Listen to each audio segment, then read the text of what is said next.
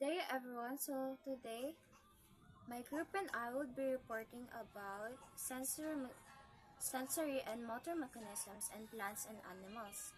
My group mates are Abdul B. Patadon, Reicher A. Smake, myself Margaret P. Paho, and Mary Lee Austin G. Lau.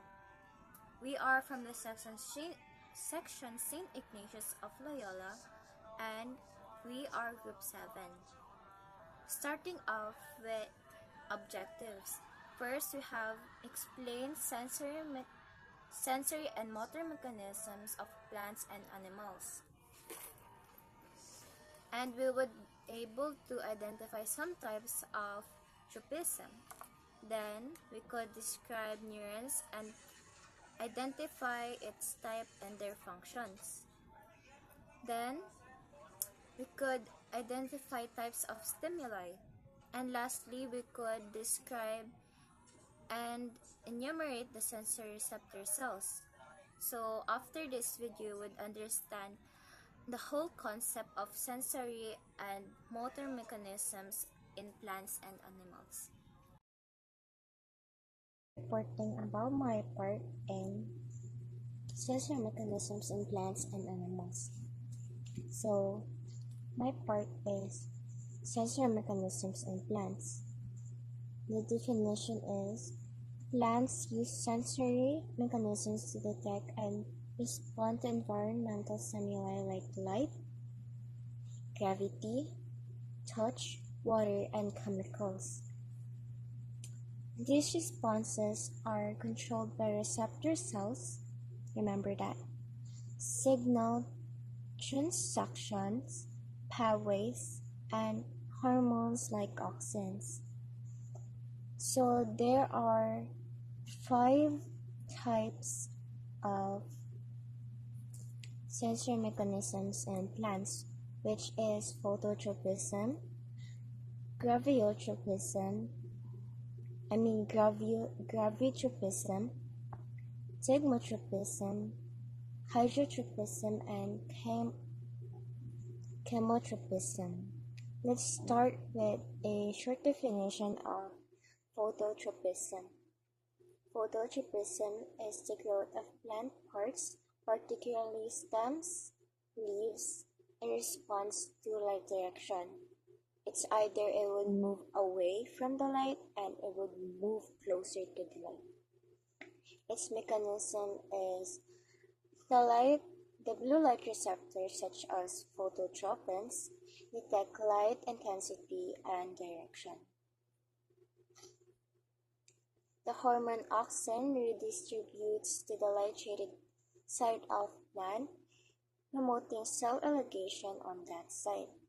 This causes the plant to bend toward the light source, optimizing photosynthesis.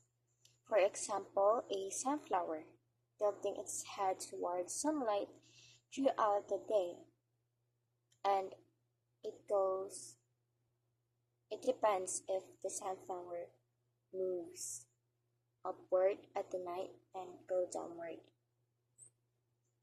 So, moving on with gravitotropism, its short definition is it refers to the growth of plant organs in response to gravity. So, do you know statocytes? So here, statocytes specialized cells in roots and shoots sense gravity. These cells contain statoliths. A statolith is a starch-filled organelle that settles in response to gravity, signaling growth direction. Roots exhibit positive gravitotropism, or when you say positive gravitotropism, its growth is downward.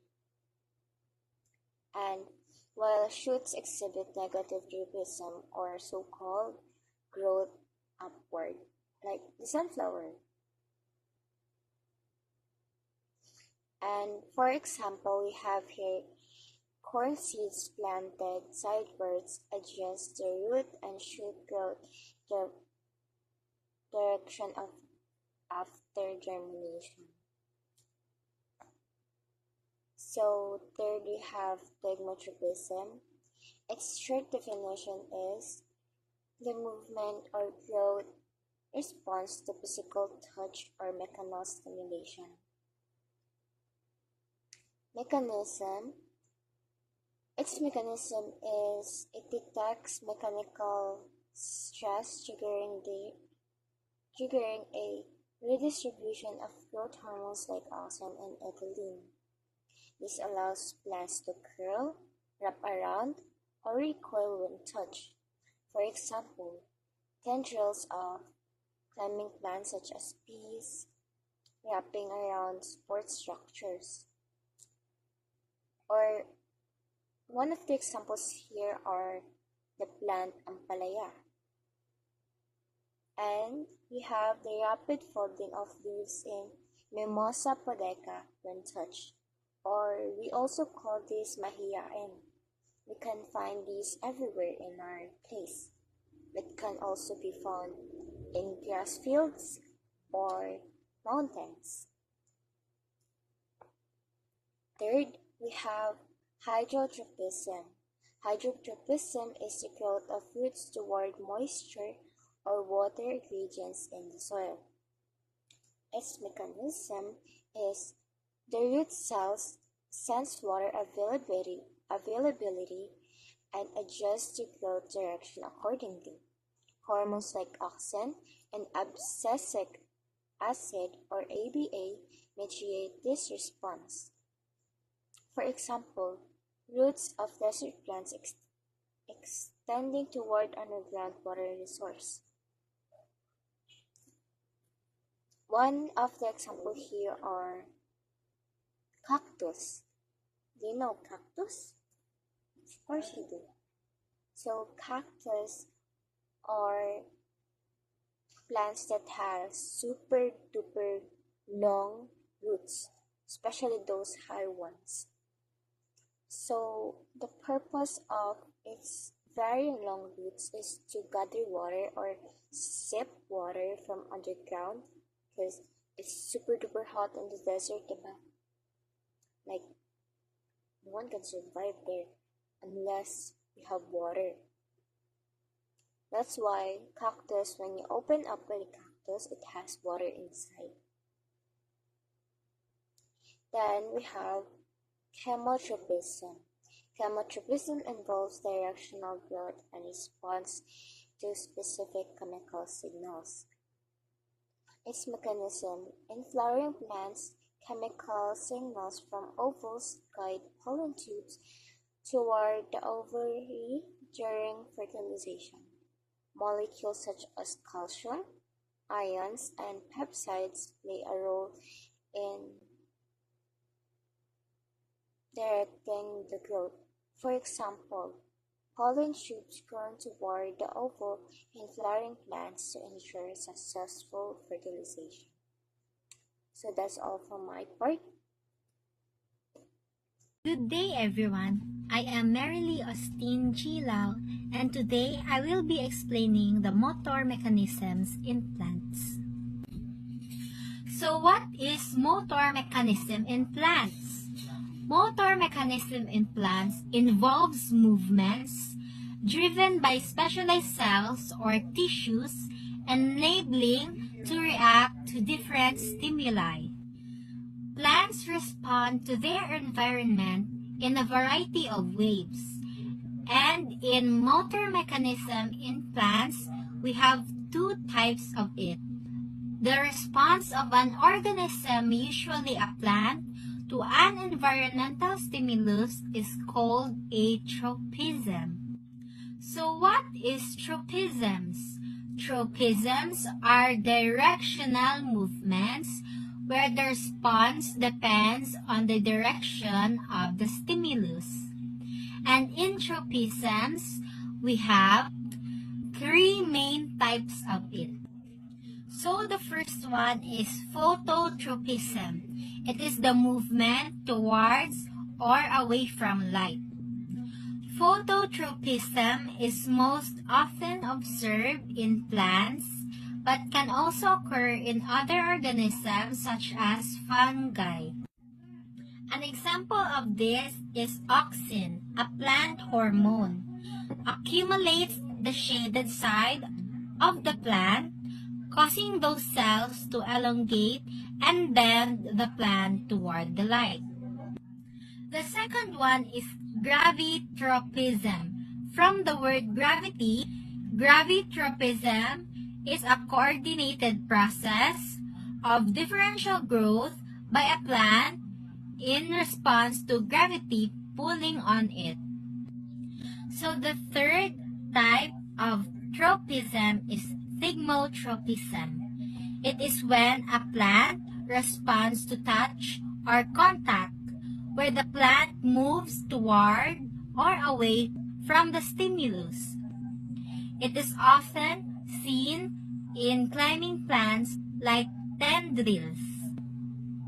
The second type of tropism is called nastic movements. What is nastic movements? Nastic movements are non-directional plant responses to environmental stimuli such as light, heat, touch, or temperature. In nastic movements, we have two kinds of it. The first type of nastic movement is seismonastic movement. What is seismonastic movement? It is the response to mechanical stimulation like touch or contact, rapid winds, or raindrops. And the second type of nastic movement is nyctinastic movement. What is nyctinastic movement? It is the circadian rhythm-based nastic movement of higher plants in response to the onset of darkness or a plant sleeping. It is the sleep movements of plants in response to light and darkness. And that's a wrap for motor mechanism in plants. I hope you learned something. Bye! Sensory and motor mechanisms. Sensory mechanisms allow animals to perceive stimuli from their environment. This involves specialized sensory receptors that detect specific types of stimuli and convert them into electrical signals that are sent to the brain for processing. Motor mechanisms. Motor mechanisms allow animals to respond to stimuli and interact with their environment. This involves the nervous system sending signals to muscles, causing them to contract and produce movement. The nervous system. The nervous system uses electrical and chemical means to help all parts of the body to communicate with each other. The brain and spinal cord makes up the central nervous system. Nerves everywhere else in the body are part of peripheral nervous system. It is composed of first, central nervous system, second, peripheral nervous system, and last is autonomic nervous system. The central nervous system is made up of the brain and spinal cord, controls thoughts, movements, and emotions, while the spinal cord relays messages between the brain and body. Peripheral nervous system consists of nerves throughout the body that sends messages to and from the central nervous system, together forming the nervous system. Last, the autonomic nervous system is part of the peripheral nervous system, controls involuntarily functions like heart rate, blood pressure, breathing, digestion, and sexual arousal. The basic neuron type, sensory, motor, and interneurons, are the most common neuron types. Of these, interneurons are the most abundant. These three neurons types are separated into two categories based on whether or not they are protected by myelination. Myelinated axons, sensory neurons, second, motor neurons, and the last one is interneurons. Sensory neurons are the nerve cells that are activated by sensory input from the environment. Motor neurons are cells in the brain and spinal cord that allow us to move, speak, swallow, and breathe by sending commands from the brain to the muscles that carry out these functions. And the last one, also known as association neurons, are neurons that are found exclusively in the central nervous system. And now we'll talk about the four types of stimuli. First, visual stimuli. These are stimuli that are perceived through sight. They involve the processing of light and color by the eyes and the interpretation of these signals by the brain. Examples include images, videos, and written text. Next, auditory stimuli. These are stimuli that are perceived through hearing. They involve the detection of sound waves by the ears and their transmission to the brain for interpretation. Examples include music, speech, and environmental sounds. Third, the tactile stimuli. These are stimuli that are perceived through touch. They involve the detection of pressure, temperature, and texture by the skin and their transmission to the brain for interpretation. Next is the chemical stimuli, physical contact. These are stimuli that are detected by specialized receptors in the nose and the mouth. They involve the detection of molecules in the air or in food and their interpretation by the brains as smell or taste. Examples include odors, flavors, and certain chemical substances.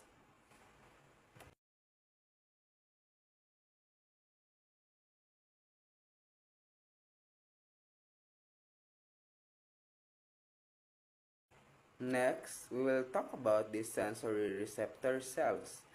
First of all, what is sensory receptor cells? Sensory receptor cells are specialized cells that detect and respond to specific stimuli from the external environment or within the body. They convert these stimuli into electrical signals that the nervous system can interpret. And these some types of sensory receptor cells are: first, mechanoreceptors. These receptors respond to mechanical stimuli such as touch, pressures, vibration, and stretch.